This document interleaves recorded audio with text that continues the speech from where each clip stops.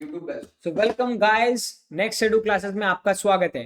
तो अभी आप लोग जो हो, हम लोग का यूट्यूब बैच हो। यूट्यूब बैच में हम लोग क्या करने वाले, देखो सबसे पहले तो ये जो आप देख पा रहे हो, दिस इज आवर क्या सिलेबस। किसका सिलेबस है? इकोनॉमिक्स का। ठीक है, देखो अब हम लोग क्या करने वाले, हम लोग नेक्स्ट शेड्यूल क्लासेस से आपको हर एक चैप्टर का हर एक वीडियो प्रोवाइड करने वाले हैं। ठीक है, ये जितना भी चैप्टर दिख रहा है आपको, ये टोटल में आएगा आपका कितना, 75 मार्क्स का, जो कि डिफरेंशिएट कैसे हो रहा है, पहले तो 50 मार्क्स का थ्योरी और 20 मार्क्स 5 का इंटरनल। मैं इतना गारंटी से आपको बोल सकता हूं कि अगर आप हम लोग को देख लो, सारा प्लेलिस्ट वीडियोस अच्छे से देखो, देन आपको ये 75 में 75 पूरा मिलने वाला है, पूरा। जो कि बहुत लोग डरते भी हैं कि इकोनॉमिक्स बहुत हार्ड सब्जेक्ट हो जाता है, तो उसके लिए हम लोग इधर बैठे हैं। मैं तुम्हारा भाई इधर बैठा हूं, मैं तुमको बोल रहा हूं कि अगर एक बार सारा प्लेलिस्ट का वीडियोस देख लिए ना, तो 75 मार्क्स कहीं नहीं जाएगा। ये मेरा गारंटी है और ये नेक्स्ट एडू क्लासेस का गारंटी होने वाला है कि इकोनॉमिक्स का जितना भी क्वेश्चन सीयू के अंडर आने वाला है, हर एक क्वेश्चन का हर एक इजी एग्जाम्पल के साथ अच्छे से लिखवा के तुम लोग को प्रैक्टिस करा के मैं एग्जाम सेंटर में तुम लोग के पास भिजवाऊंगा, ताकि तुम लोग को समझ में आ जाए कि नेक्स्ट एडू क्लासेस क्या प्रोवाइड करता है।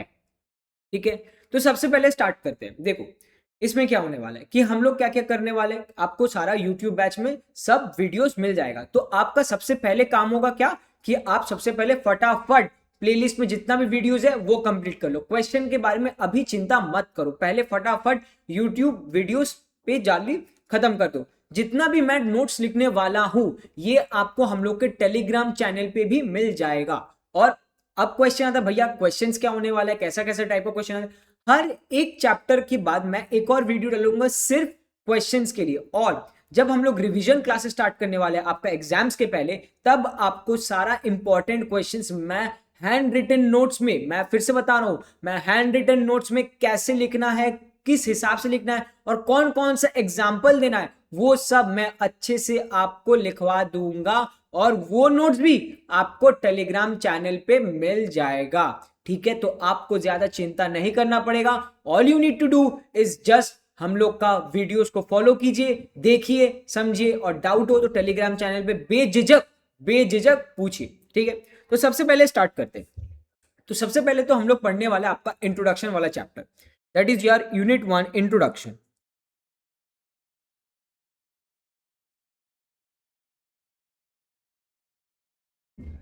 ठीक है, इंट्रोडक्शन वाला चैप्टर तो सबसे पहले तो हम लोग करने वाले। ये कौन सा चैप्टर है? ये हम लोग का यूनिट 1। अब देखो सबसे पहले एक ब्रीफ आपको समझा देता हूं मैं कि इंट्रोडक्शन में क्या होने वाला है। हम लोग बस micro economics, macro economics, scarcity, choice, ये सब पढ़ने वाले हैं बेसिकली। कि इकोनॉमिक्स जो हम लोग बहुत टफ सोचते हैं, जो हम लोग पहले भी 11th में पढ़े हैं, बहुत कुछ हम लोग को समझ में नहीं आता है, वो एक्चुअल में है क्या।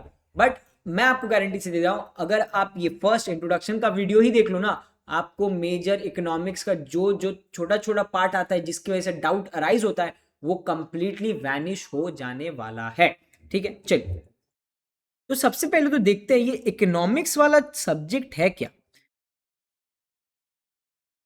इकोनॉमिक्स असल में है क्या, देखिए इकोनॉमिक्स अगर मैं आपको एकदम बुक रिटन वाला समझाऊं, तो आपको लगेगा कि इकोनॉमिक्स का मतलब है कि हम लोग ऐसा काम करने वाले जिसमें मेरा कॉस्ट एकदम कम हो, एकदम कम हो। कि मैं अगर प्रोडक्शन भी कर रहा हूं, तो प्रोडक्शन भी ऐसे करना पड़ेगा ताकि मुझे मिनिमम मिनिमम कॉस्ट लगे, या फिर मैं कोई भी चीज खरीदने वाला हूं, उससे जो मुझे कॉस्ट देना पड़ रहा है, मतलब कोई भी, मैं अगर टी शर्ट, शर्ट, गाड़ी, हम लोग क्या करते हैं, हम लोग कोई भी टी शर्ट दुकान में जाते हैं, तो दुकान में जाकर दुकानदार को बोलते हैं कि भैया देखो 1000 रुपया का मैं आपको 700 रुपया दूंगा, ठीक है, 1000 रुपया का मैं आपको 900 रुपया दूंगा। तो ऐसे हम लोग प्राइस को लेके हैगल करते हैं। बट यहीं पे आता है इकोनॉमिक्स कि आप क्या कर रहे हो, आप अनइंटेंशनली आप सोच रहे हो कि जितना कम होगा उतने ले तो मेरे बेटर है। यही आपको इकोनॉमिक्स समझाता है। क्या समझाता है? कि कोई भी चीज अगर एक कंज्यूमर डिमांड करना चाहता है, वो क्या करेगा, वो एकदम मिनिमम कॉस्ट में करना चाहेगा। वो क्या करेगा, एकदम मिनिमम कॉस्ट में करेगा। तो इकोनॉमिक्स हम लोग को यही बोलता है कि आप जो भी काम क्यों ना करो, वो एकदम मिनिमम कॉस्ट में होना चाहिए। ठीक है, बहुत जन को समझ में आता है कि इकोनॉमिक्स का मतलब हम लोग का मनी से रिलेटेड है, मतलब पैसा। कि बहुत जन सोचते हैं इकोनॉमिक्स पढ़ेंगे तो फाइनेंस के पढ़ेंगे, बट फाइनेंस का जो सबसे ऊपर है, फाइनेंस का जो बाप है ना, वो असल में आपका कौन है? वो इकोनॉमिक्स है। इकोनॉमिक्स के बाद ही फाइनेंस आता है, ये याद रखो। फाइनेंस का जो बाप है वो कौन होता है? इकोनॉमिक्स है। तो जो लोग सोच रहे हो कि मुझे एमबीए करना है फाइनेंस में, या फिर कोई भी फाइनेंस का फील्ड में जाना पड़ेगा, सबसे पहले आपको तो बाप से मिलना पड़ेगा, और वो बाप कौन है आपका? वो है इकोनॉमिक्स। तो सब लोग, बहुत जन ये सोचता है कि भैया ये जो इकोनॉमिक्स है ये ना पैसा से बहुत रिलेटेड है। पैसा से, हाँ एकदम, एकदम ये पैसा से ही रिलेटेड है। बट कैसे रिलेटेड है ये समझना हम लोग को बहुत ज्यादा इंपॉर्टेंट है। देखो क्या होता है, आप कहीं भी कुछ भी खरीदने जाओ, मैंने आपको क्या बोला, आप किस में ट्राई करोगे? Minimum cost, minimum cost. कोई भी चीज आप प्रोड्यूस कर रहे हो, ठीक है, सोचो आप केक बना रहे हो, आपका एक बेकिंग फैक्ट्री है, ठीक है, आप उस फैक्ट्री में आप क्या सोचोगे, जो मेरा रॉ मटेरियल्स है वो मैं ऐसे ही लाऊं ताकि उसकी वजह से मेरा कॉस्ट क्या हो, एकदम मिनिमम हो जाए। और अगर मेरा कॉस्ट मिनिमम है, अगर मेरा कॉस्ट मिनिमम है, तो आपको क्या लगता है, मैं उससे प्रॉफिट जनरेट कर सकता हूं, अच्छा खासा प्रॉफिट मार्जिन निकाल सकता हूं, अगर मेरा कॉस्ट मिनिमम है। तो यही हम लोग को समझाता है इकोनॉमिक्स। तो बहुत बच्चे क्या सोचते हैं ना कि भैया ये जो इकोनॉमिक्स है ये पैसा है, तो समझ में नहीं आता कहां से ये आ गया वो आ गया। बट इकोनॉमिक्स मेनली पैसा के ऊपर नहीं है। इकोनॉमिक्स, क्या बोल रहा हूं मैं, मेनली इकोनॉमिक्स पैसा के ऊपर नहीं है। पैसा क्या है? पैसा असल में एक टूल है, एक जरिया है। पैसा सिर्फ एक टूल या फिर एक जरिया है इकोनॉमिक्स को समझने के लिए, ठीक है। कि पैसा, जिस चीज में पैसा आ जाता है हम लोग उसको समझते हैं वो इकोनॉमिक्स है, नहीं। पैसा सिर्फ एक जरिया या फिर एक टूल है, किसके लिए? इकोनॉमिक्स के, बस और कुछ नहीं। इकोनॉमिक्स असल में होता क्या है, देखो, इकोनॉमिक्स बेसिकली दो चीजें में डिवाइडेड होता है। एक होता है तुम्हारा प्रोडक्शन, एक होता है तुम्हारा कंजम्पशन। अब देखो ये बेसिकली प्रोडक्शन है क्या? प्रोडक्शन का क्या मतलब है, आप कोई भी चीज प्रोड्यूस किस लिए करते हो, ठीक है, आप कोई भी चीज किस लिए प्रोड्यूस करते हो? आप उसको प्रोडक्शन करते हो क्योंकि आपको वो बेचना है मार्केट में, है ना, आपको तो वो मार्केट में बेचना है। तो मार्केट में बेचने को हम लोग क्या बोलते हैं? बेसिकली मार्केट में वो क्या हो जाता है आपका, हो जाता है सप्लाई, ठीक है, ये होता है सप्लाई। और कंजम्पशन का क्या मतलब है, आप कोई भी चीज कंज्यूम कर रहे हो, मतलब आप उसको खरीद रहे हो, आप उसको खरीद रहे हो। जब भी आप कोई भी चीज खरीदते हो किसी भी दुकानदार से, तो उसको हम लोग क्या सोचते हैं? उसको हम लोग सोचते हैं डिमांड, ठीक है। हम लोग तो ये नाम सुना है, सप्लाई एंड डिमांड। तो बेसिकली इकोनॉमिक्स दो पार्टों में डिवाइडेड था, प्रोडक्शन और कंजम्पशन। जितना भी हम लोग इकोनॉमिक्स पढ़ने वाले हैं, कोई ना कोई भी चीज इस इन दोनों के साथ रिलेटेड रहता ही रहता है। मतलब जो भी थ्योरीज, जो भी समझने वाला पार्ट, जो भी कॉन्सेप्ट हम लोग पढ़ेंगे, सब कुछ इसके साथ और इसके साथ रिलेटेड है, और कुछ नहीं। जितना भी पढ़ेंगे सब प्रोडक्शन मतलब सप्लाई के बारे में पढ़ेंगे, और जितना भी पढ़ेंगे कंजम्पशन मतलब डिमांड के बारे में ही पढ़ेंगे। इसके अलावा हम लोग और कुछ नहीं पढ़ने वाले इकोनॉमिक्स में। और जब भी आप थोड़े और बड़े हो जाओ, इकोनॉमिक्स को लेके हम लोग फाइनेंस में पढ़ लेंगे, वो भी काइंड ऑफ आपका प्रोडक्शन और कंजम्पशन के ऊपर भी रहेगा। ये जो स्टॉक मार्केट है, ये जो स्टॉक मार्केट है, हम लोग को क्या पता है कि कम दाम में खरीदेंगे, ज्यादा दाम में बेच देंगे स्टॉक को, तो मुझे प्रॉफिट होने वाला है। ये असल में क्या है, ये भी इकोनॉमिक्स ही है। इकोनॉमिक्स हम लोग को समझाता है कि कब मेरा स्टॉक का प्राइस अच्छा है, कि हाँ ये इकोनॉमिक्स मैंने पढ़ लिया, अब मेरे को समझ में आ रहा है कि बहुत जन अब इसमें डिमांड कर रहा है, तो इसका प्राइस क्या होगा, हाई हो जाएगा। बहुत जन अब इसको बेच रहा है, मतलब स्टॉक को बहुत जन बेच दे रहा है, तो मुझे क्या पता है कि स्टॉक का प्राइस क्या होगा, डिक्रीज कर जाएगा, है ना। तो आप देखो, अनइंटेंशनली आपको जो पता भी नहीं है वो आप इकोनॉमिक्स असल में लगा रहे हो, ठीक है। कैसे? हम सबको पता है कि जितना ज्यादा डिमांड होगा उतना ज्यादा तो प्राइस होगा, है ना। कोई भी चीज सोचो, अभी मेरा स्टॉक का दाम बहुत कम था, बट अब हम लोग को पता चला है कि उस स्टॉक में बहुत ज्यादा रिटर्न्स आने वाला है, मतलब उस स्टॉक में अच्छा खासा कोई ना कोई ग्रोथ है।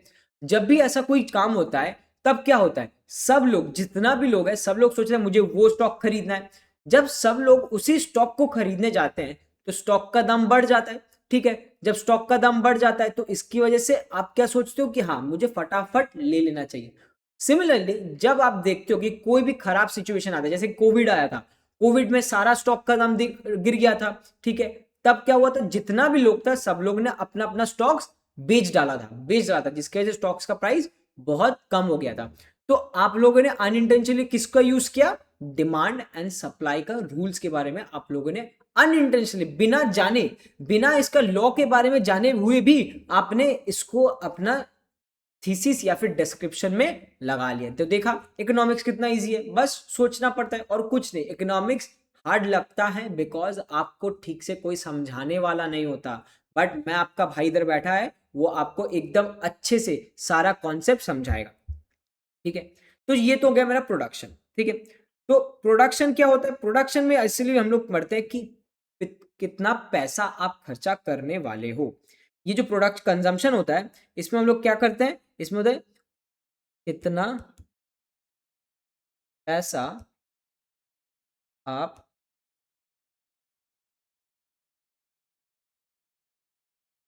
खर्चा कर सकते हो, कि आप कितना पैसा असल में खर्च कर सकते हो, उसके ऊपर तो मेरा कंजम्पशन होता है कि मैं बाजार में जाके आज 100 रुपया का आलू खरीदूंगा। ठीक है, ये मेरा क्या होता है, कंजम्पशन होता है। ठीक है, और प्रोडक्शन क्या होता है, मैं इकोनॉमी में कितना प्रोड्यूस करूं, मतलब मैं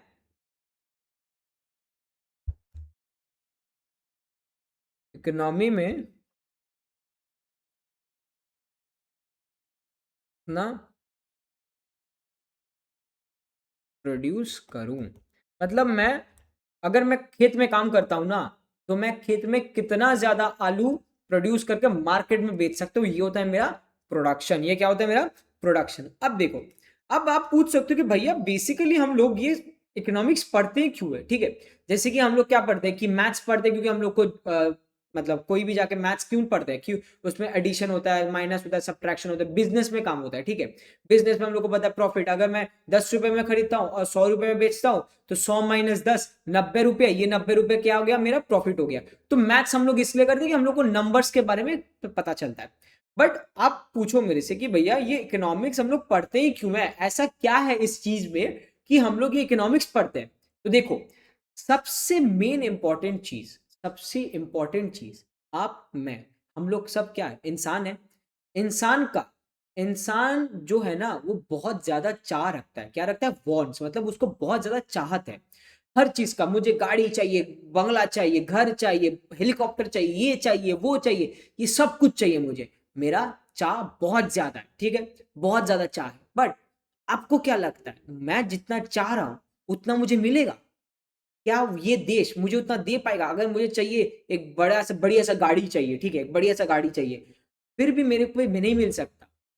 अगर हम सब लोग बोले कि हम लोग को एकदम बढ़िया से इंफ्रास्ट्रक्चर चाहिए, ये चाहिए, वो भी 2 दिन के अंदर, 3 दिन के अंदर, हो सकता है? कभी नहीं हो सकता, क्योंकि टाइम का लिमिट है। तो टाइम में बोल सकते, सरकार बोलेगा नहीं दे सकते, ठीक है, चलो वो तो अलग बात हो गया। बट हम लोग का क्या हो गया, चाह है, मतलब हम लोग का अनलिमिटेड वांट्स है। क्या है, अनलिमिटेड का, कि आज अगर मुझे एक एप्पल का 17 प्रो मिल गया, तो मैं सोच सकता हूँ भाई एक काम करते हैं ना, नेक्स्ट ईयर 18 प्रो ले लूंगा। ठीक है, फिर मैं क्या करूंगा, मैं, और मेरा अच्छा है, मैं 19 प्रो, मैं ऐसे ऐसे करते करते लेता जाऊंगा। क्यों लेता जा रहा हूं, क्योंकि मेरा जो वांट्स है वो अनलिमिटेड है। मैं, मेरा वांट्स कभी संतुष्ट नहीं हो सकता, कभी भी संतुष्टि मुझे नहीं मिल सकता मेरा चाह से। तो यहां पे इकोनॉमिक्स हम लोग पढ़ते बेसिकली आपका प्रॉब्लम ऑफ स्केर्सिटी की वजह से, मतलब ये एक दूसरा पार्ट है। इकोनॉमिक्स हम लोग मेनली पढ़ते हैं बिकॉज ऑफ योर स्केर्सिटी। अब ये स्केर्सिटी असल में क्या है, स्केर्सिटी का बेसिकली अगर आप डेफिनेशन लो, इसका मतलब है द, और ये लिखते रहो, ये बहुत इंपॉर्टेंट है, सारा डेफिनेशन लिखते रहो। इवन दो ये टेलीग्राम में आपको मिल जाएगा, लिखने से आपको याद हो जाएगा आधा से बेसी चीज, तो लिखते रहो। The excess of human wants over what can actually be produced to fulfil his wishes या फिर वांट्स। क्या मतलब है तब स्कार्सिटी का, देखो, सोना का दाम, ठीक है, गोल्ड, ये गोल्ड असल में ऐसा क्या है इस गोल्ड में ताकि इसका प्राइस हर समय बढ़ता ही जाता है? ऐसा क्या है इस गोल्ड में? आप तो सोच सकते हो कि कोई ना कोई रीजन से सब लोग पगला जैसे गोल्ड खरीदते रहते हैं, जैसे उसका प्राइस कम होता है सब लोग खरीदने लग जाता है, थोड़ा बढ़ने लगता है सब लोग डर जाता है, सब लोग बोलते हैं गोल्ड का प्राइस बढ़ गया। ऐसा क्या है इस गोल्ड में? है तो एक ऑब्जेक्ट ही, देखने में थोड़ा शाइनी है, ठीक है, देखने में थोड़ा सा चमकता है, और है तो सही मेटल ही, सिल्वर भी सेम ही चीज है। बट आपको ये समझना पड़ेगा कि जो गोल्ड है ना, ये पूरा पृथ्वी में एक सर्टेन अमाउंट ही है, एक सर्टेन अमाउंट ही है। हम लोग गोल्ड प्रोड्यूस नहीं कर सकते, मतलब इसका एक लिमिट है कि गोल्ड का ना एक लिमिट है, ठीक है। क्योंकि इसका लिमिट है और जितना भी लोग है ना, उन सबको चाहिए, उन सबको क्या है, उन सबको गोल्ड खरीदना है, ठीक है, गोल्ड अच्छा दिखता है इसलिए मुझे गोल्ड खरीदना है। इसकी वजह से आप अगर देखो गोल्ड क्या करता है, प्राइस लेता है। मतलब गोल्ड खरीदने के लिए हम लोग को प्राइस देना पड़ता है। तो आप क्या समझे कि हम क्या बोलने का कोशिश कर रहे हैं कि इवन दो ये जो गोल्ड चीज है ना, ये क्या है, स्केर्स है, मतलब जितना चाहिए उससे कम है, जितना सब लोगों को चाहिए उससे कम है, ठीक है, इसलिए वो स्केर्स हो गया। और क्योंकि ये स्केर्स है ना, इसकी वजह से ये प्राइस को डिमांड करता है, मतलब उसका एक मोल रहता है मार्केट में कि इतना प्राइस होने वाला है गोल्ड का। सिमिलर अगर मैं आपको एग्जांपल दूं, हम लोग बिना हवा के क्या हम लोग जी सकते हैं? बिना ऑक्सीजन के क्या हम लोग जी सकते हैं? बिना ऑक्सीजन के जी सकते हैं? आप तो बोलोगे भैया नहीं, हम लोग मर जाएंगे। तो सब लोग को ऑक्सीजन चाहिए, है ना, सब लोग को चाहिए ऑक्सीजन, बट क्या ऑक्सीजन लिमिटेड है? नहीं, ये अनलिमिटेड है। क्या है ये? अनलिमिटेड है। मतलब जितना लोगों को चाहिए, जितना ह्यूमन पॉपुलेशन को ऑक्सीजन चाहिए, उससे भी कई गुना ज्यादा ऑक्सीजन है, उससे भी कई गुना ज्यादा ऑक्सीजन है। वो अलग बात है कि ऑक्सीजन का AQI खराब है हम लोग का इधर, वो अलग चीज हो गया, बट ऑक्सीजन तो है ना आपके पास मेरे पास, हम लोग सांस तो ले पा रहे हैं। इसीलिए इसीलिए ऑक्सीजन का कोई भी हम लोग दाम या फिर मोल नहीं रखते हैं, क्योंकि ये क्या है, ये अनलिमिटेड इन सप्लाई है, और ये क्या है, स्केर्स नहीं है, इसलिए इसका कोई भी प्राइस नहीं रहता। तो क्या आपको समझ में आया कि क्यों हम लोग एज ए ह्यूमंस कोई भी चीज का पैसा देते हैं? क्योंकि वो क्या है, उसका बेसिक चीज है कि वो स्केर्स है, उसको बनाने में हम लोग को कुछ ना कुछ जरूरत पड़ रहा है, ताकि उसकी वजह से वो प्राइस मांगता है या फिर प्राइस लेता है। तो कोई भी चीज, ट्यूशन हो गया, पढ़ाई हो गया, फिर भी आपका कोई भी चीज आप खरीदने जाते हो मार्केट में, क्यों आपकी उसके लिए पैसा देते हो? क्योंकि वो स्केर्स है। आप कोई भी चीज को फ्री क्यों ले लेते हो? क्योंकि वो बहुत अनलिमिटेड है। कोई भी चीज जो भी अनलिमिटेड है हम लोग वो फ्री में मिल जाता है। तो इसीलिए आपको समझ में आ रहा होगा, इवन दो गोल्ड मेरे पास रहने से मैं बचूंगा नहीं, मैं मर भी सकता हूं। अगर मेरे पास बहुत ज्यादा गोल्ड है फिर भी मेरे पास अगर ऑक्सीजन नहीं है मैं मर जाऊंगा। बट बिना ऑक्सीजन के, मतलब मेरे पास बहुत ज्यादा ऑक्सीजन है बट गोल्ड है नहीं, फिर भी मैं बच जाऊंगा। बट स्टिल आप देखो कि गोल्ड पैसा लेता है बट ऑक्सीजन पैसा नहीं लेता है। तो यही है मेन आपका स्केर्सिटी वाला पॉइंट, कि जब भी मेरे पास लिमिटेड सप्लाई है और मेरा वांट जो है, मतलब मैं डिमांड बहुत ज्यादा करता हूं बट मेरा सप्लाई बहुत लिमिटेड है, इसकी वजह से वो चीज जो सप्लाई हो रहा है उसमें प्राइस मिलता है, उसमें क्या मिलता है, प्राइस मिलता है, ठीक है। चलिए, तो ये था स्कैरसिटी। अच्छा, ये प्रोडक्शन भैया क्या होता है? प्रोडक्शन तो हम लोग को पता है, कोई भी चीज बनता है तो production is transformation of raw materials into final goods, ठीक है। कोई भी रॉ मटेरियल है मेरे पास, वो मैं जब उसको फाइनल गुड की तरफ कन्वर्ट कर देता हूं, वो मेरा होता है प्रोडक्शन। वो क्या होता है, मेरा प्रोडक्शन होता है। और कंजम्पशन क्या होता है, the act of using goods and services. मैं कोई भी गुड्स एंड सर्विसेज को उसको यूज कर रहा हूं तो वो क्या होता है, मेरा कंजम्पशन होता है, ठीक है। तो अगर आप हम लोग के मटेरियल में देखो, आपको हम लोग का मटेरियल में ये सब कुछ मिल जाएगा। ये देखिए,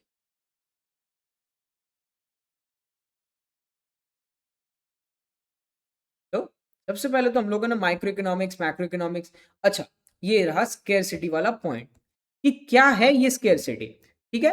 फिर देखिए, when there is not enough, when there is not enough of something to meet everyone's want और नीड, तो वो क्या होता है, स्केर्सिटी। अच्छा, याद है बहुत साल पहले अनियन या फिर कांदा का दाम बहुत ज्यादा बढ़ गया था, उसमें क्या दिखा था कि सब लोग कांदा चाहिए, कांदा तो खाने में चाहिए ही होता है, बट मार्केट में कांदा कम था, मार्केट में कांदा कम था बट चाहिए सबको था। तो आपको क्या लग रहा है, कांदा का दाम बढ़ गया था, है ना, कांदा का दाम तब 100 रुपया 200 रुपया बढ़ गया था। तो वो क्यों होता है, क्योंकि वो स्केर्स था, मतलब मार्केट में वो उतना ज्यादा नहीं था, मार्केट में वो उतना ज्यादा नहीं था, इसकी वजह से उसको हम लोग हायर प्राइस में ले रहे। तो स्केर्सिटी क्या है, not enough of something to meet everyone's want, सबका वांट जब हम लोग मीट नहीं कर पा रहे, वो चीज क्या हो जाता है, मेरा स्केर्स हो जाता है। ठीक है, चलिए, ये होता है स्केर्सिटी। अच्छा, प्रोडक्शन में हम लोग को क्या क्या चीज लगता है, अगर मैं आपको बोलूं कि प्रोडक्शन में मेरे को लेबर लगता है कि काम करने के लिए चाहिए, और क्या लगता है, फैक्ट्री लगता है, मशीन लगता है, उसके बाद लैंड लगता है, ये सब चीज मेरा प्रोडक्शन में लगता है। तो बेसिकली जो लेबर, लैंड, मशीनरी, उसके बाद टेक्नोलॉजी, ये सब क्या है मेरा, इसको बोलते हैं हम लोग फैक्टर्स ऑफ प्रोडक्शन। मतलब जो चीज मेरा प्रोडक्शन में हेल्प करता है उसको हम लोग क्या बोलते हैं, फैक्टर्स ऑफ प्रोडक्शन।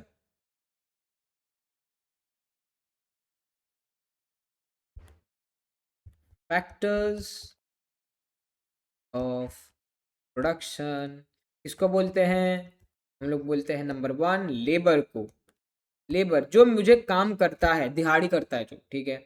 नंबर 2 सबसे बड़ा कैपिटल, ये कैपिटल किस किस में हो सकता है, एक हो जाता है आपका लैंड हो गया, दूसरा कौन सा हो गया, दूसरा मेरा मशीनरी हो गया, ये सब क्या है, ये सब मेरा है आपका कैपिटल, ये सब क्या है, कैपिटल। और ये क्यू फैक्टर्स ऑफ प्रोडक्शन है, क्योंकि ये सब मिलके ये सब मिलके क्या करते हैं, ये सब मिलके मुझे प्रोडक्शन करते हैं। प्रोडक्शन का क्या मतलब बोला था, प्रोडक्शन का मतलब transformation of raw materials into final goods and services. Final goods and services का क्या मतलब है, जो मैं यूज कर सकता हूं खाने के लिए या फिर कोई भी चीज के लिए, तो उसको क्या बोलते हैं, फाइनल गुड्स एंड सर्विसेज। वो होता है क्या मेरा, वो होता है मेरा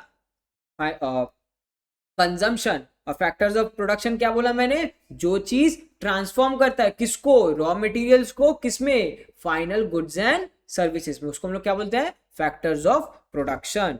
ठीक है, चलिए। अच्छा, अब आता है मेन चीज कि भैया ये तो चलो ठीक है, ये फैक्टर्स ऑफ प्रोडक्शन है, उसके बाद ये सब पढ़ते हैं। हम लोगों ने एक और चीज पढ़ा था, इकोनॉमिक्स तो दो चीज में डिवाइड होता है, क्या क्या, माइक्रो इकोनॉमिक्स और मैक्रो इकोनॉमिक्स। ठीक है, चलो अब वो समझाते हैं, माइक्रो और मैक्रो असल में है क्या। माइक्रो इकोनॉमिक्स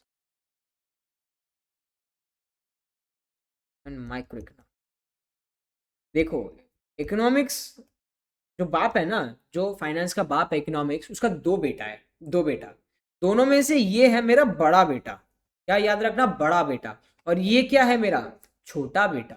ठीक है, कौन है बड़ा बेटा, मैक्रो इकोनॉमिक्स है मेरा बड़ा बेटा, और माइक्रो इकोनॉमिक्स कौन है मेरा छोटा बेटा। तो बड़ा छोटा में क्या समझ में आता है आपको, कि मैक्रो इकोनॉमिक्स सबको लेके चलता है, मैक्रो इकोनॉमिक्स मतलब पूरा देश का इकोनॉमिक्स, सब जो बड़े होते हैं, जो घर के बड़े होते हैं, वो सबको लेके चलते हैं। ठीक है, जो बड़ा भैया होता है वो सबको मिला के चलता है, सबके साथ खुश रहने की कोशिश करता है, बट जो छोटा होता है वो सबसे शैतान होता है। ठीक है, मैं भी खुद छोटा बेटा हूं, तो मैं भी सब बोल सकता हूँ कि मैं भी शैतान हूँ, मुझे सब कुछ मिल जाता है। तो ये जो माइक्रो इकोनॉमिक्स है, ये छोटा बेटा है, इसी सब यही सबसे ज्यादा शैतानी करता है, क्योंकि ये माइक्रो इकोनॉमिक्स का ही थ्योरी जो है ना बहुत हार्ड होता है। बट जो बड़ा बेटा है, जो बड़ा बेटा होता है वो क्या होता है, एकदम सरल सीधा होता है, एकदम अच्छा बेटा होता है, तो वेल ग्रूम रहता है। क्यों, क्योंकि उसको सबसे पहले मार पड़ता है। ठीक है, जब बट छोटा बेटा वो सबसे लाडला होता है ना, तो छोटा बेटा क्योंकि लाडला होता है तो वो सबसे ज्यादा शैतानी करता है। तो इसीलिए ये जो माइक्रो इकोनॉमिक्स है, इसका जितना भी थ्योरीज हम लोग पढ़ने वाले हैं, ये थोड़ा बहुत हार्ड होता है। बट क्योंकि बड़ा बेटा थोड़ा सा इजी रहता है, थोड़ा सा अच्छा रहता है, सरल सीधा रहता है, इसलिए बड़ा बेटा का जितना भी हम लोग थ्योरीज पढ़ेंगे वो बहुत इजी होता है।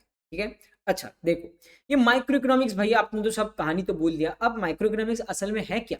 देखो, micro economics is the study of aggregates, मतलब सब कुछ का, इस देश का टोटल डिमांड क्या है, इस देश का टोटल सप्लाई क्या है, उसको हम लोग किस में पकड़ेंगे, उसको हम लोग पकड़ेंगे मैक्रो इकोनॉमिक्स में। बट अगर मैं आपको बोलूं कि आपका टोटल डिमांड क्या है, आपका टोटल सप्लाई क्या है, सिर्फ एक जन का अगर मैं पूछूं कि टोटल डिमांड टोटल सप्लाई क्या है, उसको हम लोग डिनोट करते हैं माइक्रो इकोनॉमिक्स। किससे, माइक्रो इकोनॉमिक्स। तो मैक्रो इकोनॉमिक्स का क्या लिख सकते हैं हम लोग? मैक्रो इकोनॉमिक्स मतलब the branch of sorry the branch of economics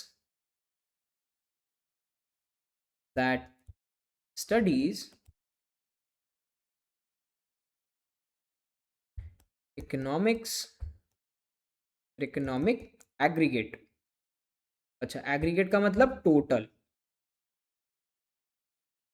तब रेड से लिख देते हैं ग्रैंड टोटल, मतलब पूरा सब कुछ का ग्रैंड टोटल। मतलब इस देश में पूरा डिमांड क्या है एक पर्टिकुलर कमोडिटी का, सिर्फ आपका नहीं। मैं अगर पूछूं कि चिप्स का डिमांड क्या है, अगर वो मैं बोलूं पूरा देश में एक दिन में 10 लाख चिप्स खाया जाता है, तो क्या मतलब है इसका? इसका मतलब मैं मैक्रो इकोनॉमिक बात करूं। बट जब भी मैं आपसे पूछूं कि आपने दिन में कितना चिप्स खाया, आप बोलो भैया मैंने तो एक चिप्स खाया, उसका मतलब वो मैं माइक्रो इकोनॉमिक्स का बात कर रहा हूं। तो माइक्रो इकोनॉमिक्स मतलब एक जन, मतलब छोटा बेटा, मतलब सबसे छोटा, मतलब एक, और मैक्रो मतलब बड़ा बेटा, मतलब सबसे बड़ा, सब कुछ को लेके चलता है जो, तो उसका मतलब हो गया आपका मैक्रो इकोनॉमिक्स। तो मैक्रो इकोनॉमिक्स हो गया आपका ग्रैंड टोटल। अच्छा, इसमें हम लोग क्या पढ़ते हैं मैक्रो इकोनॉमिक्स में? मैक्रो इकोनॉमिक्स बेसिकली इसके जो थ्योरीज है ये बाद में पढ़ेंगे, बट समझ लीजिए इसमें सबसे पहले तो पढ़ते हैं कि ओवरऑल प्राइस क्या है। देखो, हम लोग सबको पता है कि हम लोग देखते हैं टेलीविजन पे कि इन्फ्लेशन 5% से बढ़ गया, 10% से बढ़ गया, ये हो गया वो हो गया, बट ये असल में क्या है? ठीक है, ये इन्फ्लेशन 5% से बढ़ गया, इसको हम लोग पढ़ते हैं प्राइस लेवल पे, मतलब ओवरऑल इकोनॉमी का क्या प्राइस चल रहा है। ठीक है, दूसरा पढ़ते हैं एम्प्लॉयमेंट, कि ये देश जितना भी काम कर रहा है ना, ये देश इतना ज्यादा काम कर रहा है, इतना ज्यादा इंफ्रास्ट्रक्चर बना रहा है, ये कर रहा है वो कर रहा है, उसमें से कितने लोगों को जॉब्स मिलने वाला है, उतने में से कितने लोगों को इनकम मिलने वाला है, ये कहाँ पे पढ़ते हैं हम लोग? मैक्रो इकोनॉमिक्स में। और क्या पढ़ते हैं? और पढ़ते हैं कि ये देश पूरा साल में या फिर जितना भी टाइम है, इस टाइम पीरियड में कितना आउटपुट निकाल रहा है, मतलब कितना ज्यादा वो प्रोडक्शन कर रहा है, तो इसको हम लोग बोलते हैं मैक्रो इकोनॉमिक्स। ठीक है, ये क्या हो गया मेरा मैक्रो इकोनॉमिक्स। अच्छा, अब आते हैं छोटा भाई के ऊपर। अब छोटा भाई क्या है? छोटा भाई होता है आपका the branch of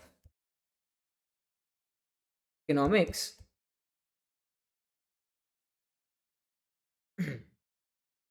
that studies individual units.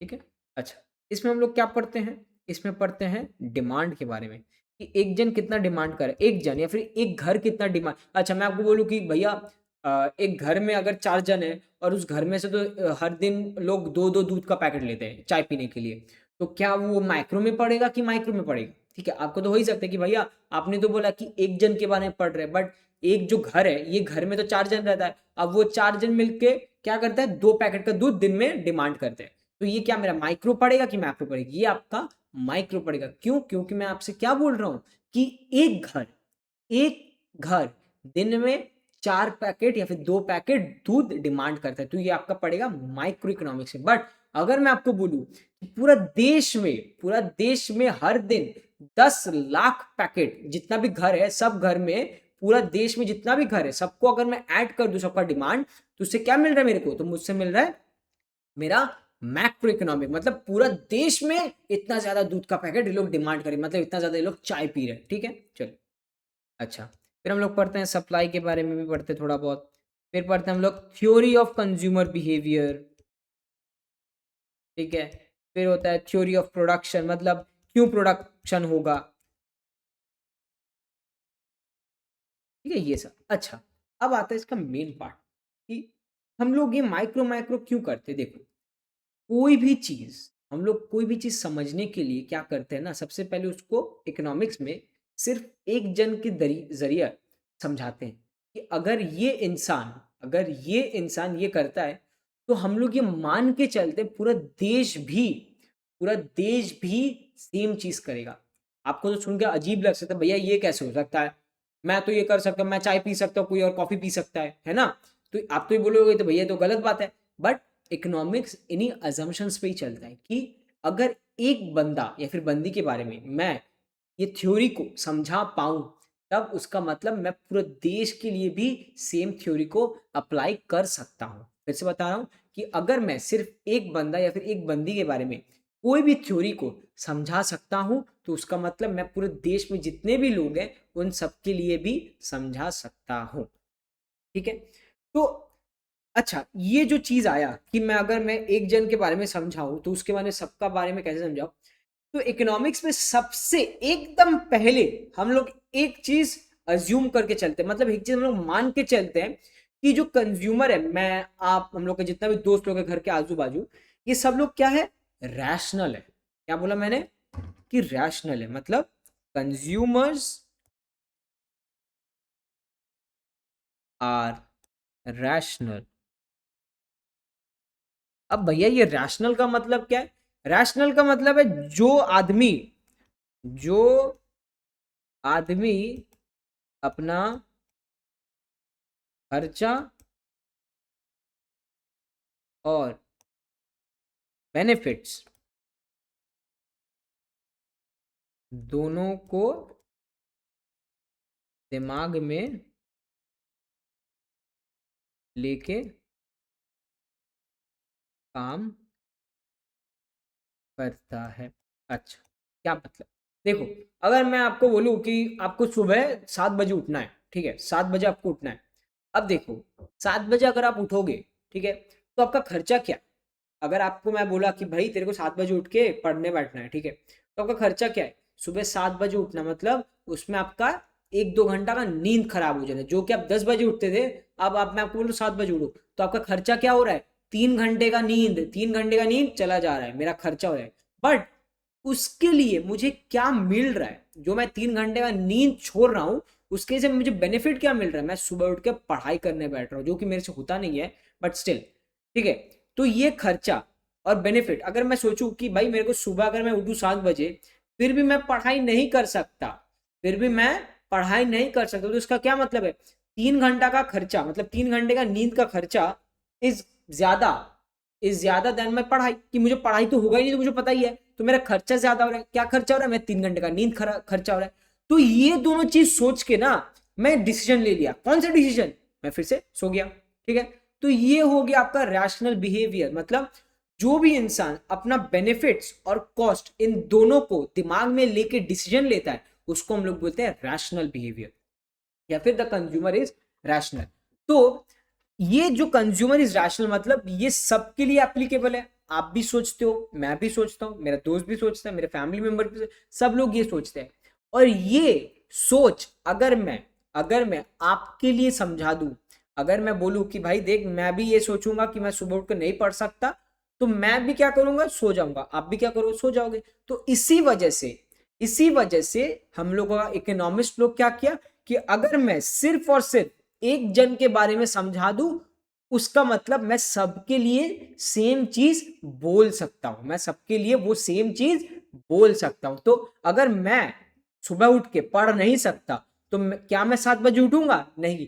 Same thing goes for you, अगर आप सुबह उठ के नहीं पढ़ सकते, तो क्या आप पढ़ोगे, नहीं, आप सो जाओगे। आप और मैं सेम हो गया। बट ऐसा बहुत लोग होता है जो पढ़ता है, तो वो लोग क्या होता है, एक्सेप्शन, उसको हम लोग क्या बोलते हैं, अज्यूम करते हैं, उन लोग को अज्यूम करके चलते हैं कि ऐसा लोग नहीं है जो 7 बजे उठ के पढ़ने बैठते हैं, बहुत जन होता है, तो उन लोगों के बहुत वेरी गुड।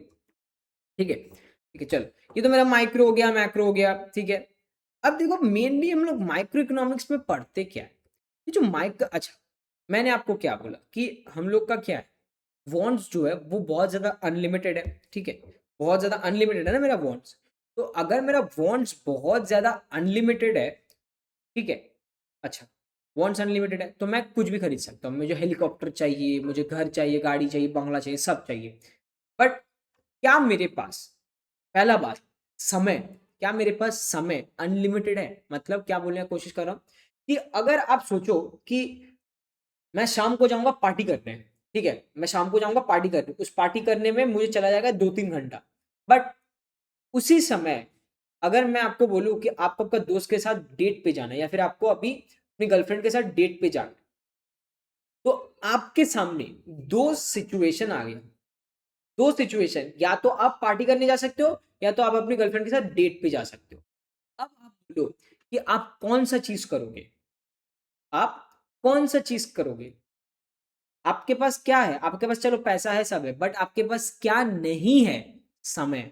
क्या मतलब, आपके पास दोनों चीज करने के लिए समय नहीं है। मतलब मैं आपको बोल रहा हूँ कि आपका पार्टी भी 6 बजे से स्टार्ट होता है जो कि चलता है 10 बजे तक, और आपको भी आपका गर्लफ्रेंड के साथ डेट पे जाना है 6 से 10 बजे के अंदर, ठीक है।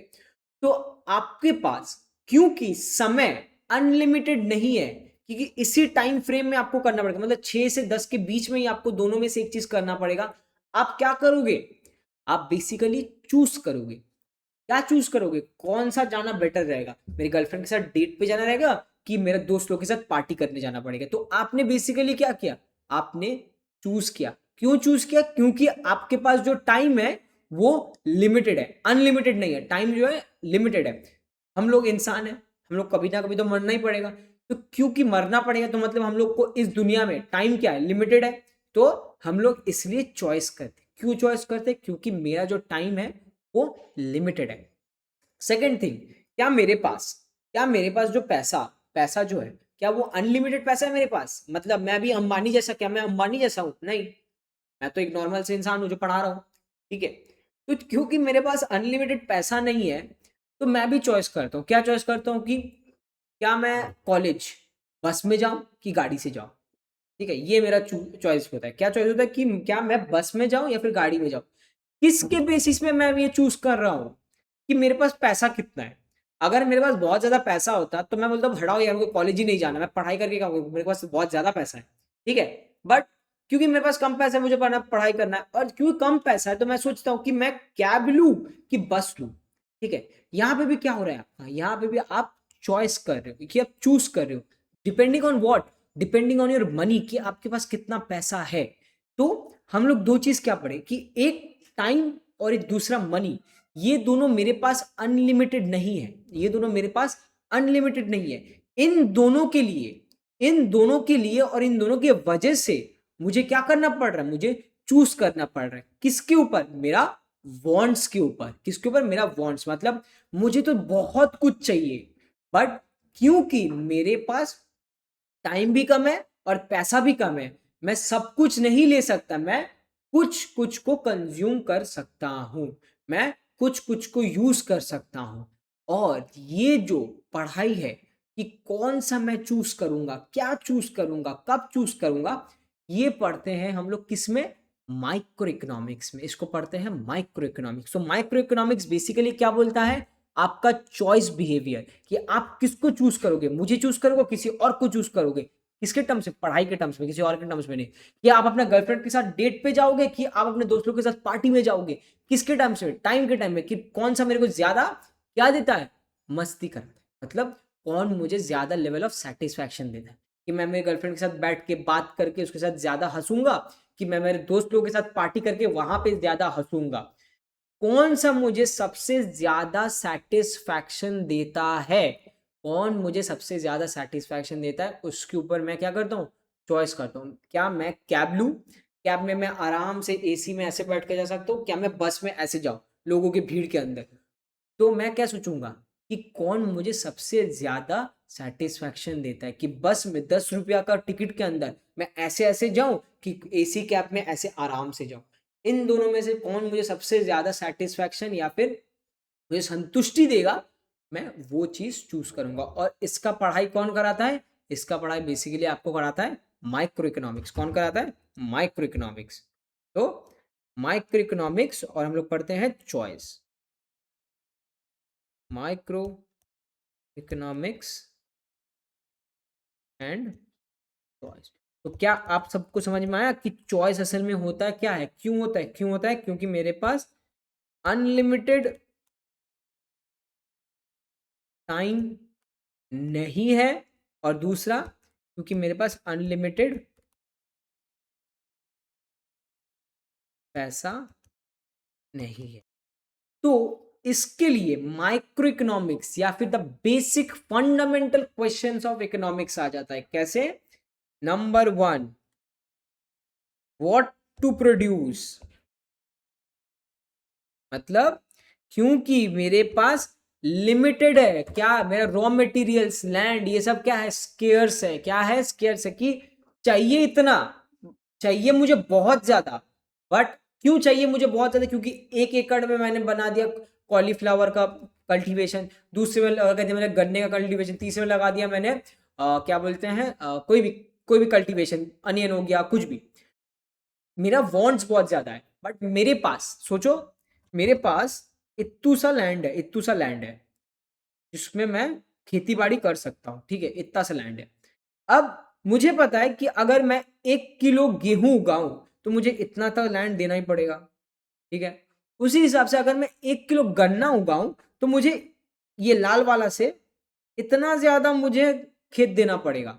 ठीक है, और अगर मैं सिर्फ और सिर्फ चावल उगाऊं तो ये नीला वाला से मतलब पूरा का पूरा जमीन मेरा क्या होगा, चावल चावल के लिए कल्टीवेशन में लग जाएगा। ठीक है, तो मेरा वॉन्ट्स क्या है, 3 वॉन्ट्स है। मैं राइस लगा सकता हूं, चावल मतलब राइस, एक हो गया आपका वीट और दूसरा हो गया आपका शुगर केन।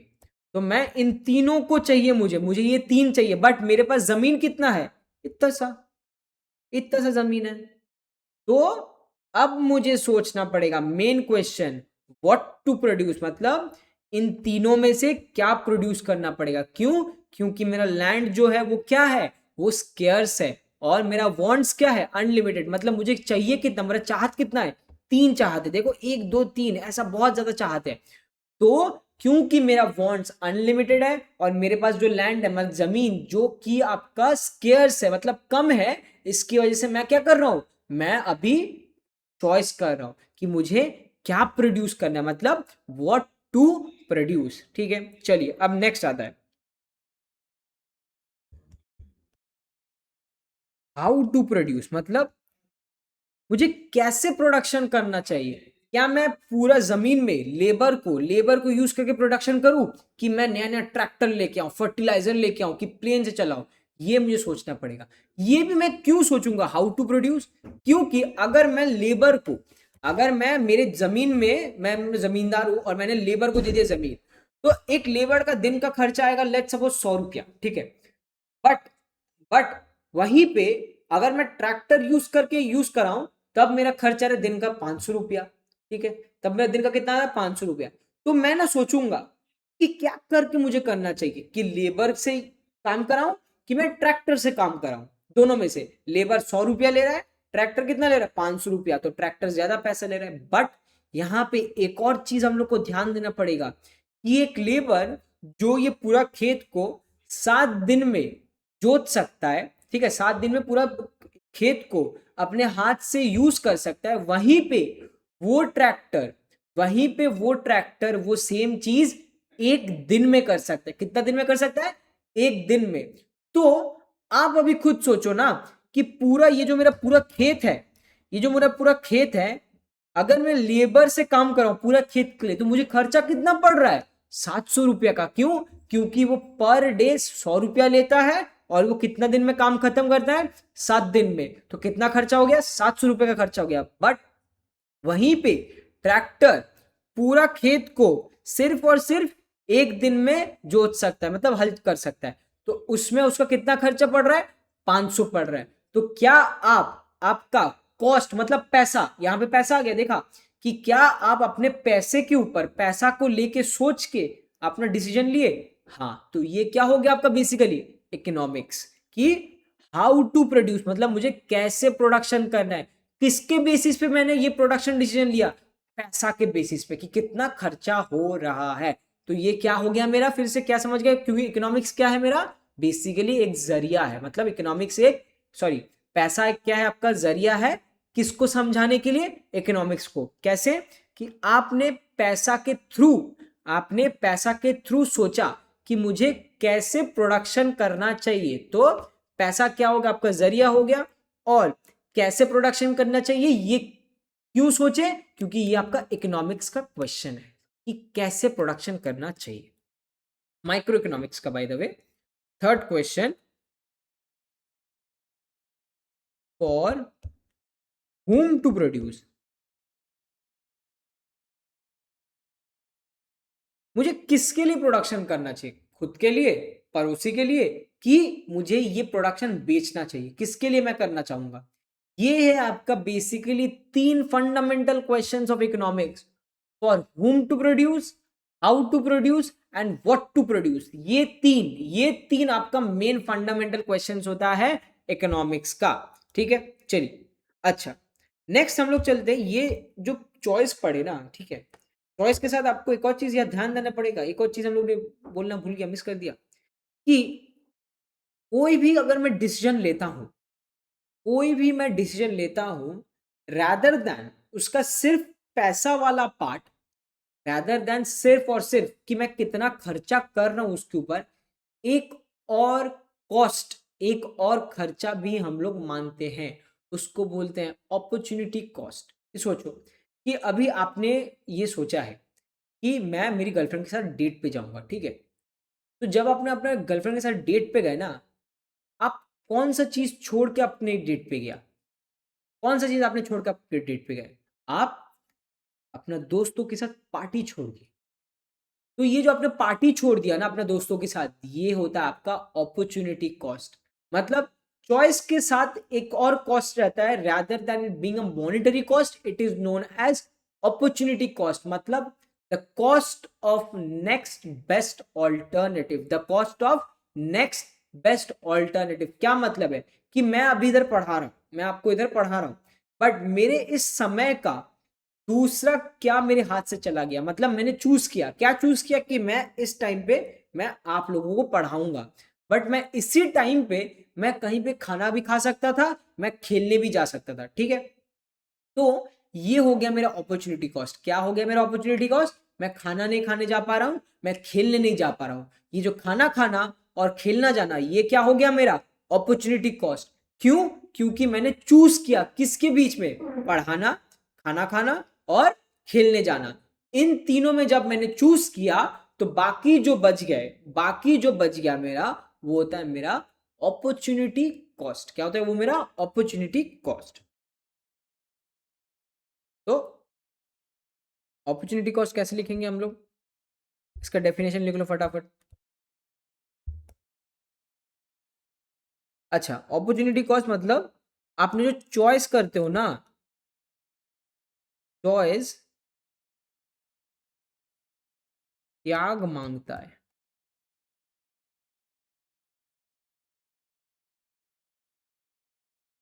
मतलब आप जब भी कोई भी चीज चूज करते हो, तो आपको कुछ ना कुछ तो त्याग करना पड़ रहा है।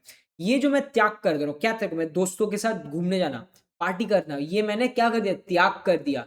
जब भी मैंने इसको त्याग कर दिया ना, वो क्या हो गया मेरा अपॉर्चुनिटी कॉस्ट। मतलब मेरा जो सैक्रिफाइस है, उसको हम लोग बोलते हैं opportunity cost. The cost of any activity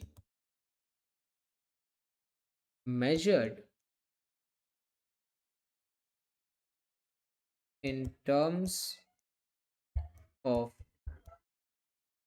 best alternative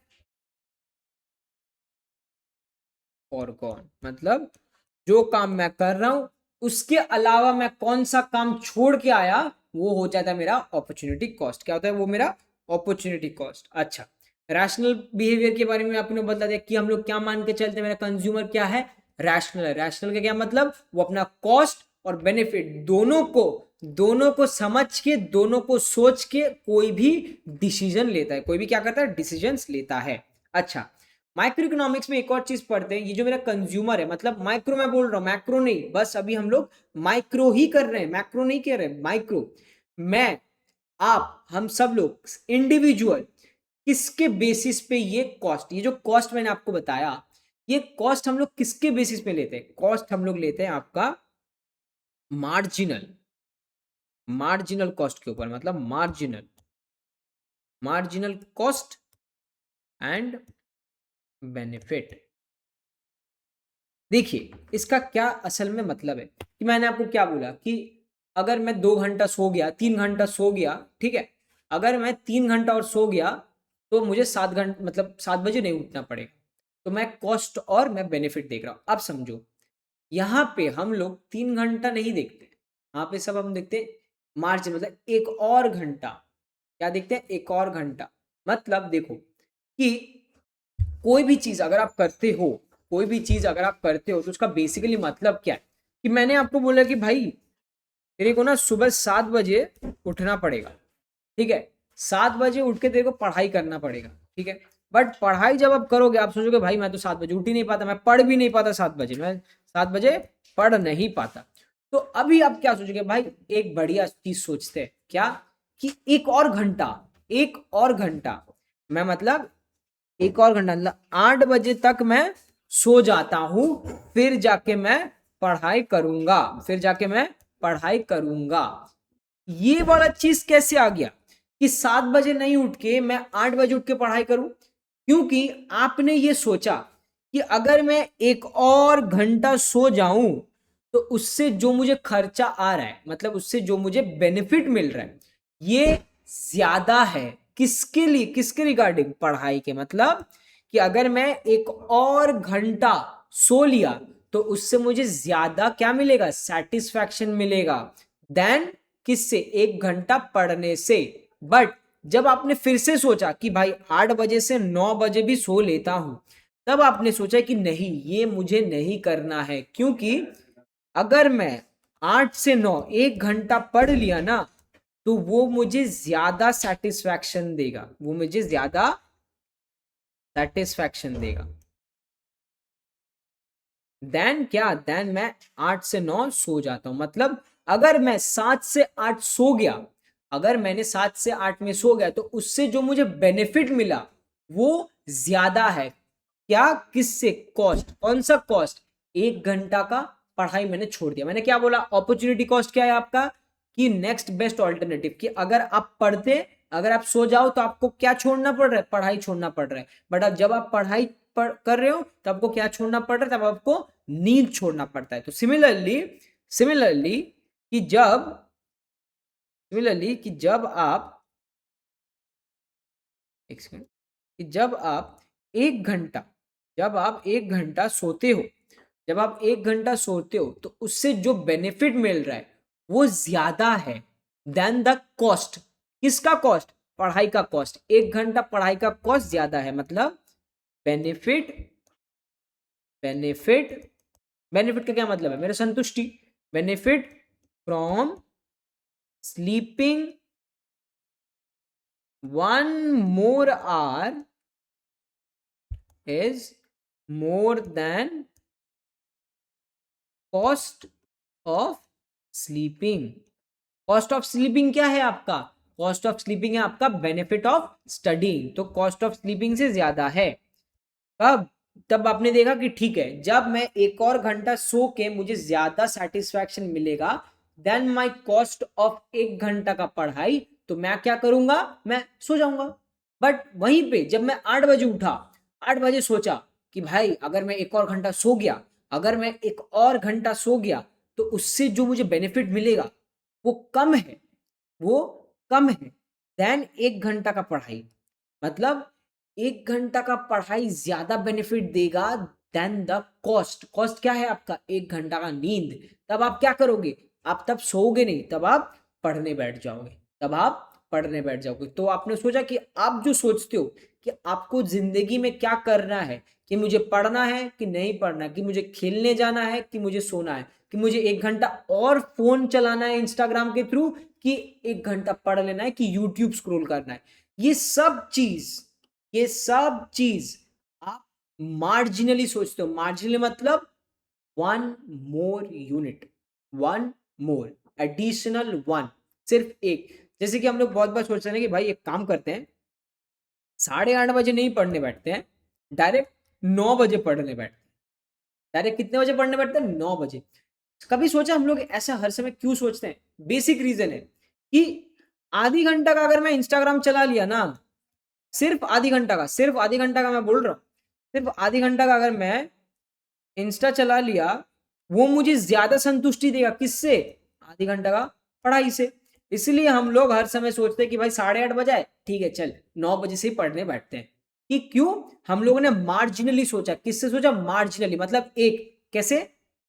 एक और आधा घंटा, एक और आधा घंटा अगर मैं अपना फोन चलाऊं या फिर इंस्टा चलाऊं तो मुझे ज्यादा सेटिस्फैक्शन देगा देन द कॉस्ट। और मेरा कॉस्ट क्या है, एक आधी घंटा ऑफ इंस्टा चलाना, मेरा आधी घंटा का पढ़ाई। तो इसलिए हम लोग हर समय सोचते हैं भाई 8:30 तो बज गया, बेस्ट है 9 बजे से पढ़ने बैठते हैं। ठीक है, तो आपको ये समझ के चलना पड़ेगा कि एक सिंगल कंज्यूमर या फिर एक सिंगल आप इंडिविजुअल हर समय मार्जिनली सोचते हो, मार्जिनली। कंज्यूमर स्लैश इंडिविजुअल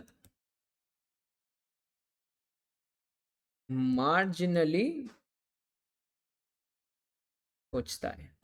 ठीक है, हम लोग किससे सोच रहे हैं, मार्जिनल, मतलब एक और यूनिट, एक और चीज, एक और घंटा सोना, आधी घंटा और इंस्टा चला लेना, हम लोग और मतलब थोड़ा सा और, ये सब हम लोग बोलते हैं मार्जिनल। क्या बोलते हैं इसको हम लोग, मार्जिनल।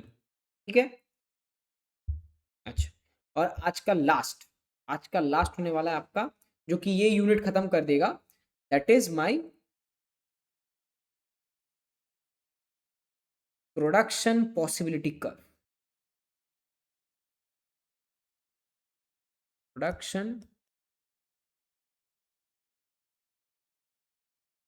पॉसिबिलिटी, फ्रंटियर भी बोलते हैं, स्लैश कर्व भी बहुत जन बोलते हैं। इसको हम लोग पीपीएफ से डिनोट करते हैं, पीपीएफ या फिर पीपीसी, पीपीएफ या फिर पीपीसी से भी डिनोट करते हैं, पीपीसी। अच्छा देखो, मैंने आपको क्या बोला, अच्छा पहले इसका डेफिनेशन फटाफट लिख लेते हैं, प्रोडक्शन पॉसिबिलिटी फ्रंटियर क्या था। A curve showing all the possible combinations of two goods that a country, अच्छा ये कंट्री के बारे में है, ठीक है। कंट्री मतलब क्या हो सकता है, सोचो सोचो। कंट्री मतलब macro economics. Country can produce with in, अच्छा ये देखना विद इन किसमें, अ स्पेसिफाइड टाइम। ठीक है, तो हम लोग को क्या करना पड़ेगा, चूज करना पड़ेगा। स्पेसिफाइड टाइम है, टाइम हम लोग का लिमिटेड है, तो मुझे क्या करना पड़ेगा, चूज करना पड़ेगा time period with all its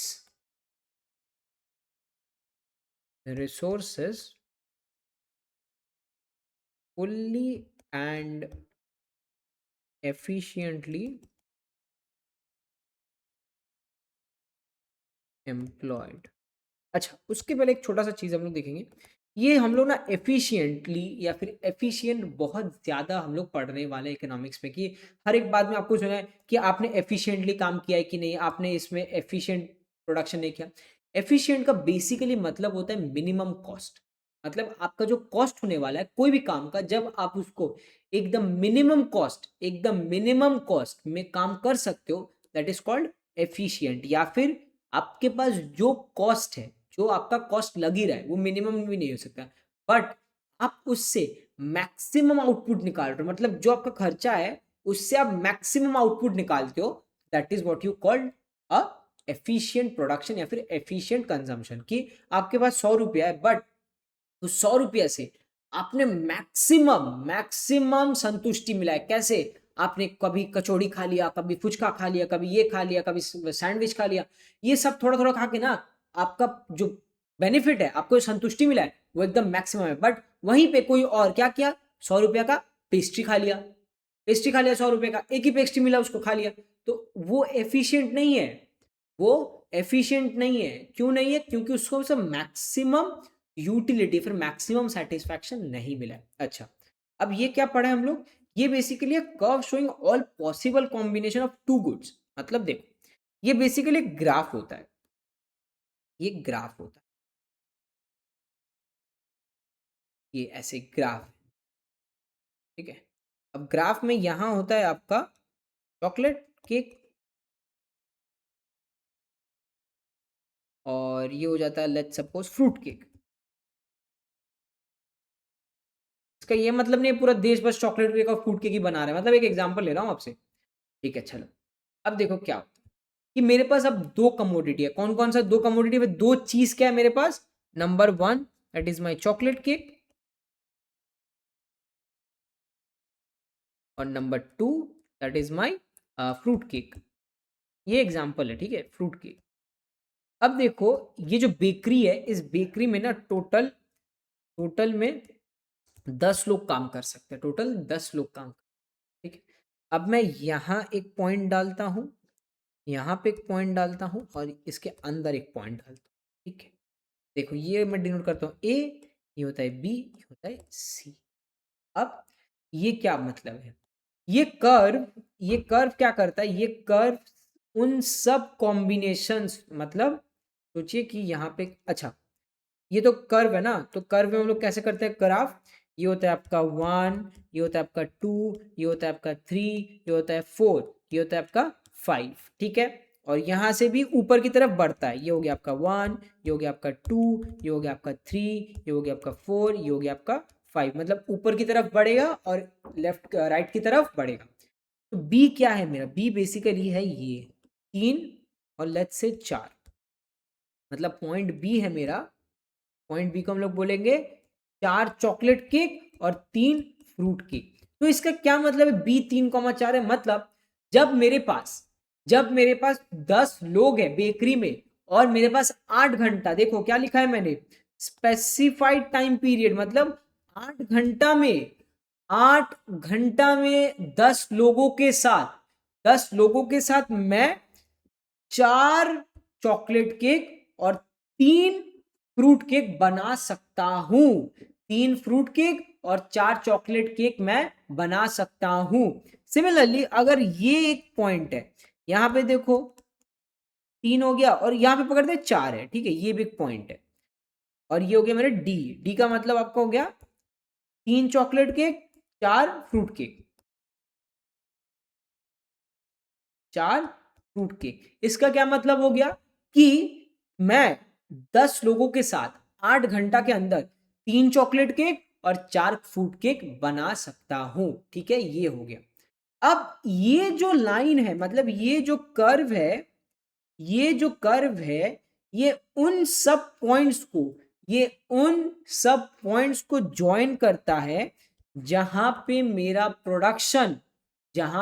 production efficient है। मतलब 10 लोगों से मैं उनका सबसे ज्यादा काम कराता हूं, मतलब कोई भी खाली नहीं बैठा है, और 8 घंटा में ही मुझे सबसे ज्यादा प्रोडक्शन हो रहा है। मतलब ये उन सब पॉइंट्स का ज्वाइनिंग है, जो मुझे सबसे ज्यादा प्रोडक्शन करने में हेल्प करता है, या फिर इसका मतलब है मुझे कम सबसे कम कॉस्ट लगता है। मतलब ये जो लाइन है और इसके ऊपर जितना भी पॉइंट्स है, ये सारे पॉइंट्स मेरे क्या है? ये सारे पॉइंट्स मेरे एफिशिएंट है। और एफिशिएंट का क्या मतलब है? या तो मिनिमम कॉस्ट या फिर मैक्सिमम बेनिफिट। अच्छा अब चलो भैया, आपने तो ये ए भी बनाया, सी भी बनाया, ठीक है। अच्छा ये याद रखो, कर्व के अंदर मतलब ये वाला पार्ट उन सभी पॉइंट्स को डिनोट करता है जहां पे कि ना आप इनएफिशिएंट हो। आप क्या हो? आप इनएफिशिएंट हो। मतलब ये जो पॉइंट ए है, ये जो मेरा पॉइंट ए है, चलिए इसको 2 पकड़ते हैं, ठीक है, 2,1.5, ठीक है। पॉइंट ए हो गया आपका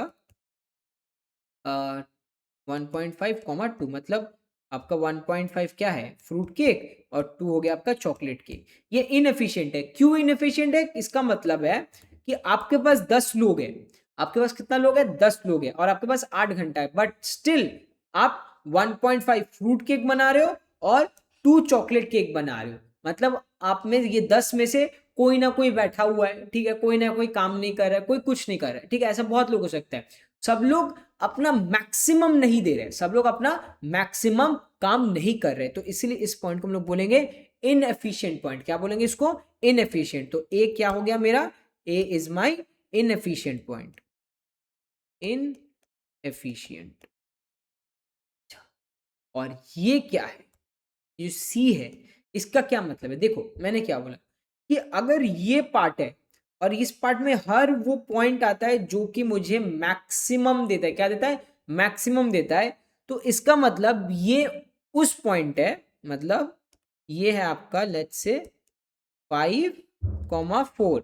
सी हो गया आपका, सी हो गया आपका 5 चॉकलेट और 4 फ्रूट केक, 5 चॉकलेट और फ्रूट केक। इसका मतलब है मेरे पास जो 10 लोग हैं, मेरे पास जो 10 लोग हैं और 10 लोग जो काम कर रहे हैं ना, 10 लोग जो काम कर रहे हैं 8 घंटा के अंदर, उन लोग के पास इतना क्षमता ही नहीं है कि वो लोग 5 चॉकलेट केक और 4 फ्रूट केक बनाए, 5 चॉकलेट केक और 4 फ्रूट केक बनाए। मतलब ये कर्व के, इस कर्व के बाहर वो सब पॉइंट्स आता है जो कि मैं अचीव नहीं कर सकता, जो कि मैं अचीव नहीं कर सकता। मतलब अनअचीवेबल पॉइंट्स। क्या होता है वो मेरा? Unachievable points. ठीक है। अच्छा, और आज का लास्ट टॉपिक, एकदम छोटा सा लास्ट टॉपिक, ये जो मेरा पीपीएफ कर्व है, ठीक है, ये जो मेरा कर्व है ऐसे दिखता है ना कर्व। ये जो मेरा कर्व है ना, see let's say this is, it goes like this, ऐसे है मेरा कर्व। यहाँ पे हो गया चॉकलेट केक, यहाँ पे हो गया मेरा फ्रूट केक, और ये हो गया आपका क्या? ये हो गया आपका 1 2 3 4। ये हो गया आपका 1, ये हो गया आपका 2। ठीक है। अगर आप देखो इस पॉइंट का मतलब, ये पॉइंट का मतलब मैं सारा चॉकलेट केक बना रहा हूं। और ये पॉइंट क्या है? ये पॉइंट है सारा फ्रूट केक बना। ठीक है। अब देखो मैं क्या बोल रहा हूँ, मुझे एक, अगर मैं पहले ये पॉइंट पे था, कौन सा पॉइंट पे? ये ब्लैक वाला पॉइंट पे था पहले मैं, ब्लैक वाला, मतलब सारा ही मैं चॉकलेट केक बना रहा हूँ। अब मैं बोल रहा हूँ कि मुझे एक, सिर्फ एक मुझे चॉकलेट केक चाहिए। मतलब अब मैं चाहता हूँ मुझे यहाँ पे चाहिए, मतलब मुझे 4 फ्रूट केक चाहिए, और सॉरी, मुझे 4 चॉकलेट केक चाहिए, 1 फ्रूट केक चाहिए। ठीक है। और ये जो पहला वाला पॉइंट था, let's say this is 4.5, this is what, this is 4.5, मतलब मैं 4.5 चॉकलेट केक बना पा रहा था। तो ठीक है। अब देखो, जैसे ही मैं एक चॉकलेट केक बना रहा हूं, उसकी वजह से मुझे कितना फ्रूट केक जाने देना पड़ रहा है? उसके वजह से पहले मैं 4.5 फ्रूट केक्स बना रहा था, अब मैं 4 फ्रूट केक्स बना रहा हूं, मतलब 0.5, मतलब हाफ चॉकलेट केक मैं जाने दे, सॉरी, हाफ चॉकलेट केक मुझे जाने देना पड़ रहा है, क्योंकि मैं एक फ्रूट केक मैं चाह रहा हूं, एक फ्रूट केक मैं चाह रहा हूं। अच्छा, सिमिलरली मैं सोचता हूँ भाई एक और चीज करते हैं, व्हाट इफ मैं एक और चॉकलेट केक चाहता हूँ, मतलब अब मुझे 2 चॉकलेट केक चाहिए। जैसे ही मुझे 2 चॉकलेट केक चाहिए, तो मैं इस पॉइंट पे आ जाता हूँ, ये वाला पॉइंट पे मैं आ जाता हूँ। तो अब आप देखो, जैसे ही मैं 2 चॉकलेट केक मांग रहा हूं, उसकी वजह से पहले मेरा 4 फ्रूट केक मुझे, सॉरी, जब मैं एक और फ्रूट केक मांग रहा हूं, तो पहले मेरे पास कितना चॉकलेट केक था? पहले मेरे पास 4 चॉकलेट केक था, बट अब जैसे ही मैं एक और फ्रूट केक ले रहा हूं, मेरा 4 से घट के कितना आ गया? 2। मतलब कितना चॉकलेट केक जाने देना पड़ रहा है मुझे? देखो पहले मेरे पास था 4 चॉकलेट केक, बट जब भी मैं एक और फ्रूट केक मांग रहा हूं, उसकी वजह से मुझे 2 चॉकलेट केक मिल रहा है। तो मैंने कितना चॉकलेट केक जाने दिया? 2 चॉकलेट केक जाने दिया। तो आपको क्या दिख रहा है कि 0 से जब मैं 1 में आया था, तब मुझे 0.5, मतलब हाफ चॉकलेट केक देना पड़ा। जब मैं 1 से 2 पे गया, मैं देख रहा हूं कि मैं 2 चॉकलेट केक छोड़ रहा हूं, मैं 2 चॉकलेट केक छोड़ रहा हूं। तो आप सोचो कौन सा कॉस्ट है ये, आप अगर सोचो तो, कि जैसे ही मैं फ्रूट केक छोड़ के chocolate cake, sorry, chocolate cake छोड़ के फ्रूट केक में आ रहा हूँ, उसका मतलब मुझे कौन सा चीज जाने देना पड़ रहा है, कौन सा चीज मैं त्याग कर रहा हूँ, कौन सा चीज त्याग कर रहा हूँ, कौन सा चीज मैं सैक्रिफाइस कर रहा हूँ। सोचो सोचो, अगर मैं गर्लफ्रेंड के साथ डेट पे गया तो मैं कौन सा चीज को त्याग कर दिया, मैंने दोस्तों के साथ पार्टी करना, उसको हम लोगों ने क्या बोला था, उसको हम लोगों ने बोला था अपॉर्चुनिटी कॉस्ट। तो सिमिलरली जैसे ही मैं जीरो से वन फ्रूट केक, जीरो से मैं वन फ्रूट केक में आ रहा हूं, तो मैं क्या त्याग कर रहा हूं, क्या सैक्रिफाइस कर रहा हूं, 0.5, 0.5 क्या, चॉकलेट केक। तो ये क्या हो गया मेरा अपॉर्चुनिटी कॉस्ट।